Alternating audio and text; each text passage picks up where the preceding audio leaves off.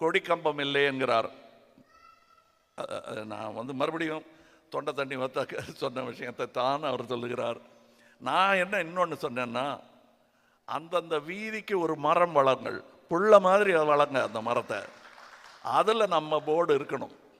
நம்ம மரம் அது, கொடி மரம் கூட முக்கியம் இல்லை, இந்த மரம் இருக்கட்டும், அதில் வேணா கொடி கட்டிக்குங்க. ஆனால் நான் அந்த தெரு பக்கம் போகும்போது அந்த மரம் ஏன் பட்டு கிடக்குன்னா அந்த ஆள் சரியாக வேலை செய்யலைன்னு அர்த்தம். அதுவே எனக்கு அடையாளம். அப்போ எங்ககிட்ட சொல்லுவாங்க, இந்த கட்சி அப்படின்லாம் வரும்போது இந்த கொடி மரம் வைக்கிறதுங்கிறது பெரிய ஒரு விஷயம், இவங்க மறுப்பாங்க. அது நான் அப்போ சொன்னேன், இதெல்லாம் சண்டை விடாதீங்க, மரம் வைங்க, அதான் கட்சி கொடி மரம். எங்கள் கட்சி கொடி மரம் எத்தனை பறந்துகிட்டு இருக்குன்னு கேளுங்க. காத்தடிக்கும் போதெல்லாம் பறக்கும், கொடியே இல்லாமல் பறக்கும். அது எந்த கட்சிக்கும் சொந்தமான மரம் அல்ல, எல்லா கட்சிக்கும் சொந்தமான கொடிமரங்களை நாங்கள் ஏற்றி பிடித்துக் கொண்டிருக்கிறோம்.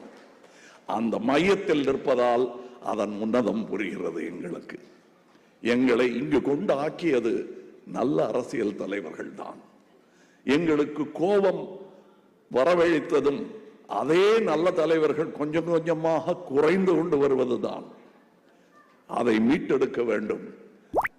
ஒவ்வொரு துறையிலும் இளைஞர்கள் வர வேண்டும். ஸ்போர்ட்ஸ் மட்டுமல்ல, அரசியலிலும் கல்வியிலும் கல்வி கற்பிப்பவர்களிலும் இளைஞர்கள் வர வேண்டும். அனுபவம் பாடம் சொல்லும், ஆனால் இளமை வேகம் சொல்லும்.